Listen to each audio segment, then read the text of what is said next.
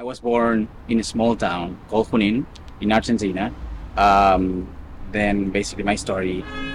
My parents divorced when I was like 3 months old.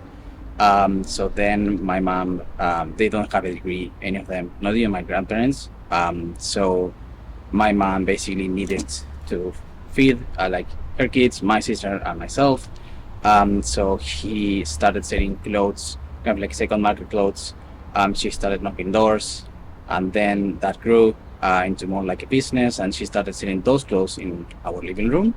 And so that started also growing, and now she owns. She probably had a very good taste when it comes Yeah, to for clothes. sure. That's for sure. Is that where your taste maybe comes from? Yeah, probably. She also used to sell like art stuff, like she would paint and stuff. So maybe, yeah. And then that started growing. Now she has like owns 5 clothes shops in the city. So that's super cool. In the city of Junin. Yeah, in the city of Junin. There's So probably like 15 stores total or something. yeah, she owns a quarter of all of the clothes in the city. So from my dad's side, he was homeless at some point.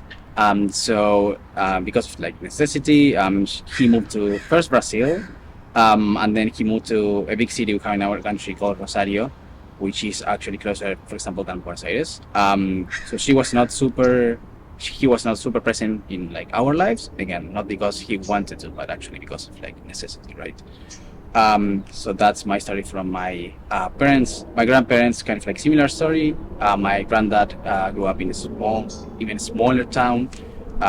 He basically started an agriculture business. He did super well. And then from my grandmother, kind of like the same story. She also was born in a small town, and she started a business for like bags for like a supermarket, and that grew. And then she sold the business. That's it. Um, yeah, what do you think? What would you say you learned from them? Well, I would say kind of like to push myself to the limit in a way when I was a kid. Like I was kind of like the student that always got like A's and stuff, and also like yeah, trying to be the best version of myself. Yeah, like for example, one of the things I used to participate in every single event and every single thing, and try to be, like I said, like the best version of myself. And I was, for example, in Argentina we have this concept of the students' council in like public schools because they went to a public school, and so students from that school vote for a president, and I was the one that they voted. Basically, they Wow. elected me as the president of the school. So yeah, that's cool. Yeah. What would you say you want from your life?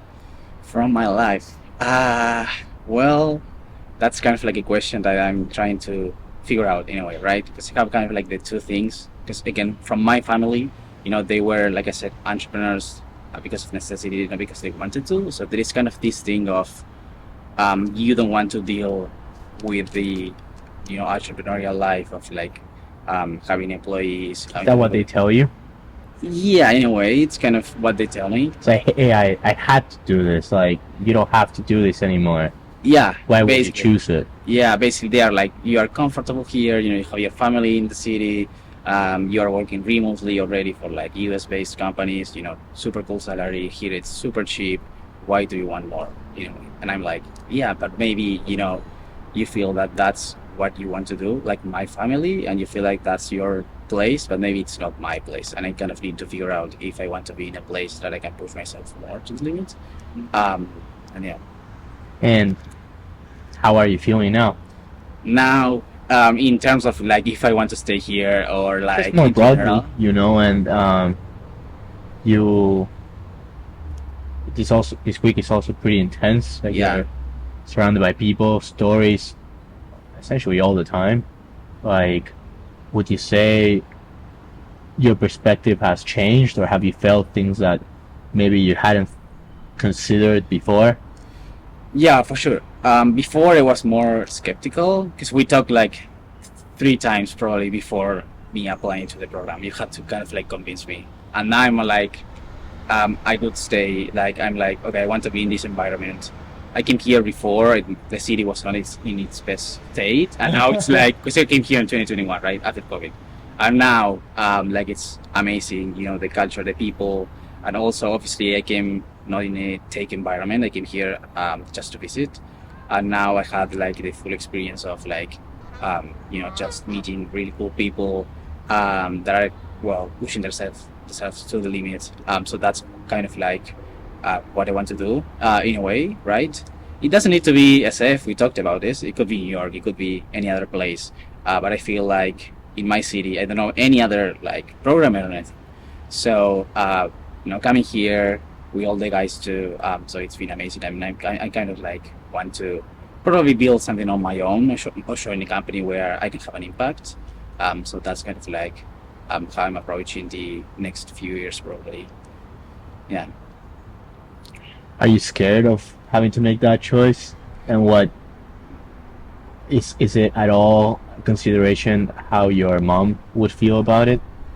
Um, I don't know, to be honest. Like once I take a decision and once I'm kind of like thinking about it, I'm not that scared. It's kind of more like the previous steps. I was more, I would say, scared of coming here in a way because it's kind of like you start thinking like, oh, I might change my mind in a way, and that's kind of more the part that scares me, and not really once I realized, oh, okay, I want this, I want to do this, then that's fine. Um, so yeah. But I changed a lot in my life. Like I live in Australia for 6 months. I live in Europe, and I remember my mom saying the same thing, like, "Oh, you are so comfy here. Why are you going to like Spain, Italy, whatever, right?" And so, yeah, What did and your then she's mom? kind of like proud, right? Yeah, she's kind of proud. Yeah, she's like, "Oh, you did amazing, actually, right?" So and you're happy and you're everything. So she's not like, "Oh, that's a bad decision you took." No, she's just Yeah. like, if you're happy, you can do whatever you want. Let's say you fast track 10 years from now Uh-huh. and you can afford a lot of things. What would you want to do for your mom?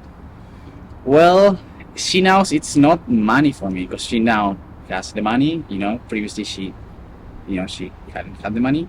But I guess now I feel like I'm a guy that is doing stuff all the time. So it's more like I would take more time with her. Like she really likes traveling and stuff, and I always say no to those things because I'm like, oh, I need to do something else. I gotta work. I gotta do You're stuff here. like that. Yeah, I'm here now.